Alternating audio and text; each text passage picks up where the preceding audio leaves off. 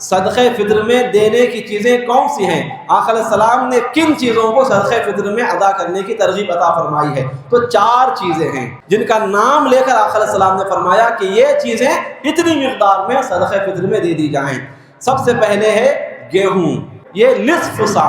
نصف سا کا مطلب آج کے حساب سے کم و بیش 2 کلو گیہوں یا 2 کلو گیہوں کا آٹا یا 2 کلو گیہوں کی قیمت، 2 کلو گیہوں دے دے یا اس کا آٹا دے دے یا 2 کلو گیہوں کی جو قیمت ہے وہ قیمت تقریباً زیادہ سے زیادہ 100 روپے 120 روپے ہیں۔ کم سے کم صدقہ فطر کی مقدار کیا ہے؟ 2 کلو گیہوں کی جو قیمت ہے وہ ہے۔ اب آقا علیہ السلام نے مزید فرمایا 1 سا کھجور، 1 سا کشمش اور 1 سا جو۔ اب 1 سا کا مطلب کیا؟ 4 کلو۔ تو 4 کلو کھجور صدقہ فطر میں دے دینے چاہیے یا 4 کلو کھجور کی جو قیمت ہے وہ دینی چاہیے۔ اسی طرح 4 کلو کشمش، منقع جسے کہتے ہیں، 4 کلو منقع اس کی جو مارکیٹ میں قیمت ہے اتنی قیمت صدقہ فطر میں دینی چاہیے، یا 4 کلو جو کی جو قیمت ہے وہ صدقہ فطر میں دینی چاہیے۔ اب آپ کے ذہن میں سوال آ سکتا ہے کہ پہلے آپ نے 2 کلو گیہوں کہا، یہ سب سے آسان ہے، 4 کلو کھجور کی قیمت زیادہ ہے 2 کلو گیہوں کے مقابلے میں، 4 کلو جو، 4 کلو منقع، ان کی قیمتیں تو زیادہ ہیں 2 کلو گیہوں کے بنسبت، تو ہم 2 کلو گیہوں دے دیں گے۔ تو یاد رکھیں یہ جو نصاب شریعت نے بیان کیا، حضور پاک علیہ السلام نے بیان فرمایا لوگوں کے احوال کے مطابق، کوئی کم مالدار ہوتا ہے، کوئی بڑا مالدار ہوتا ہے، کوئی چھوٹے پیسے والا ہوتا ہے، کوئی بڑے پیسے والا ہوتا ہے۔ اب کروڑ پتی ہے، کروڑ پتی 2 کلو گیہوں دے رہا ہے، شرم کی بات ہے اس کے لیے شرم کی بات ہے۔ کروڑوں کا پیسہ ہے، لاکھوں کا پیسہ ہے، اتنا سونا چاندی ہے، اور وہ صدقہ فطر کی ادائیگی میں فقط 2 کلو گیہوں دے رہا ہے، یہ شرم کی بات ہے۔ یہ 2 کلو گیہوں دے کر وہ احسان نہیں کر رہا ہے، اس کو سمجھنا چاہیے کہ اپنی آخرت کے لیے سامان نجات وہ اکٹھا کر رہا ہے۔ اگر وہ زیادہ سے زیادہ یہاں دے دے گا، نفع کے ساتھ اسے واپس کیا جائے گا آخرت میں، اس کا فائدہ اسی کو ہونے والا ہے۔ تو لہٰذا آدمی اپنی اپنی حیثیت کو دیکھ لے۔ ہاں اگر واقعی میں 2 کلو گیہوں دینے کی حیثیت ہے، بے شک 2 کلو گیہوں دیجیے آپ، لیکن اگر 4 کلو کھجور کی قیمت دینے کی حیثیت ہے، یا 4 کلو منقع اس کی قیمت دینے کی حیثیت ہے، یا 4 کلو جو کی قیمت دینے کی حیثیت ہے، اب ان کو چاہیے کہ وہ انہی چیزوں کی قیمت یا انہی چیزوں کو صدقہ فطر کے طور پر ادا کرے، 2 کلو گیہوں کی طرف وہ نہ اترے، یہ اس کے لیے بہتر ہے۔ صدقہ فطر کے ذریعے اللہ گویا کہ 2 باتیں چاہتا ہے، ایک تو یہ کہ صدقہ فطر دینے والے کے دل سے مال کی محبت نکل جائے، دوسرا یہ کہ جسے صدقہ فطر دیا جا رہا ہے اس کا زیادہ سے زیادہ فائدہ ہو۔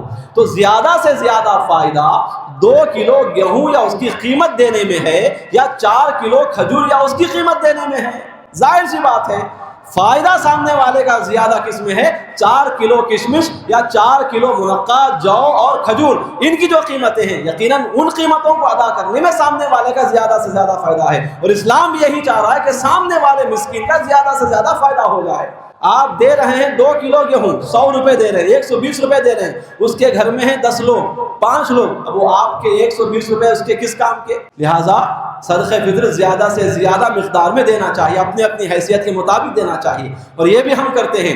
100 روپے مثال کے طور پر اگر صدقہ فطر میں دے رہے ہیں، اب سب کو 10 روپے بانٹتے ہیں، ایک تماشا ہمارا، ان کو 10 روپے، وہ خالہ کے گھر میں 10 روپے، وہ ممانی کے گھر میں 10 روپے، اس طرح 10 لوگوں کو ہم صدقہ فطر بانٹتے ہیں۔ ایسا نہ کریں، آپ کے گھر میں 5 لوگ ہیں، 5 لوگوں کا صدقہ فطر ایک گھر میں آپ پہنچا دیں، ایک گھر ہے غریب گھر ہے، اس گھر میں آپ پہنچا دیں، آپ کے 500-600 روپے ایک گھر میں پہنچ گئے تو ان کا زیادہ فائدہ ہوگا۔ 10 روپے دے رہے ہیں، 20 روپے پہنچا رہے ہیں، اس سے کیا فائدہ ہوگا؟ صدقہ فطر ہو یا زکوٰۃ ہو، تقسیم کر کے تھوڑا تھوڑا دینے سے زیادہ بہتر یہ ہے کہ زیادہ کوانٹٹی اور زیادہ مقدار میں ایک ہی گھر کو یا ایک ہی فرد کو دے دیں، تاکہ وہ دوسروں کے سامنے مانگنے سے بے نیاز ہو جائے، اس کی ضرورتیں پوری ہو جائیں۔ اب مصارف کون کون ہیں، کن کو ہم صدقہ فطر دے سکتے ہیں اور کن کو نہیں؟ زکوٰۃ جن کو دے سکتے ہیں صدقہ فطر بھی ان کو دے سکتے ہیں، جن کو زکوٰۃ نہیں دے سکتے ان کو صدقہ فطر بھی نہیں دے سکتے۔ اب زکوٰۃ کسے نہیں دے سکتے؟ آسان اصول 3 باتیں ہیں۔ ہمارے جو اصول ہیں، یعنی ہم جن سے آئے ہیں، ہمارے باپ ہماری ماں، ہمارا دادا، ہماری دادی، ہمارا نانا، ہماری نانی، اس طرح اوپر تک جو ہمارے اصول ہیں جن سے ہم آئے ہیں ان کو زکوٰۃ نہیں دے سکتے، لہٰذا ان کو صدقہ فطر بھی نہیں دے سکتے۔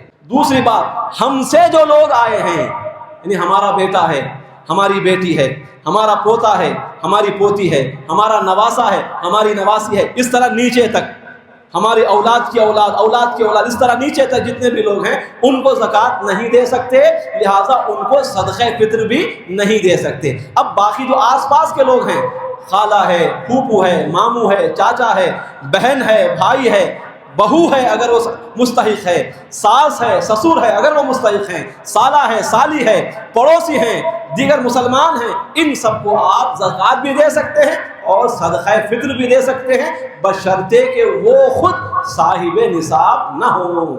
اور تیسری بات کیا ہے کہ جو سادات ہیں، جو سید زادے ہیں، اسی طرح جو ہاشمی ہیں، حضرت علی کی اولاد سے جو ہیں، حضرت عقیل کی اولاد سے جو ہیں، حضرت جعفر، حضرت عباس، حضرت حارث رضی اللہ عنہم اجمعین کی جو اولاد سے ہیں، ان کو بھی آپ زکوٰۃ نہیں دے سکتے، لہٰذا ان کو بھی آپ صدقہ فطر نہیں دے سکتے۔ اور صدقہ فطر عید کی نماز سے پہلے ادا کر دیں۔ آج بھی آپ دے سکتے ہیں، کل بھی دے سکتے ہیں، ایسا نہیں کہ عید کے دن ہی دینا ہے، نہیں، عید سے پہلے بھی دے سکتے ہیں، اور اگر عید سے پہلے نہ دے سکے اب بھی وہ آپ کی ذمے سے ساقط نہیں ہوا۔ عید کی نماز اگر ہو بھی گئی، 2-4 دن گزر بھی گئے، سال آئندہ بھی آ گیا، جتنے سالوں کا آپ نے صدقہ فطر ادا نہیں کیا ہے اب بھی وہ آپ کے ذمے پر باقی ہے، لہٰذا جتنے سالوں کا صدقہ فطر آپ ادا نہیں کیے ہیں ان کا بھی آپ کو ادا کرنا ہے، اور اب جو آنے والی عید ہے خدا نہ خواستہ اس سے پہلے ادا نہیں کر سکے تو بعد میں بھی آپ کو ضرور صدقہ فطر ادا کر کے واجب کی ادائیگی سے سبکدوش ہونا چاہیے۔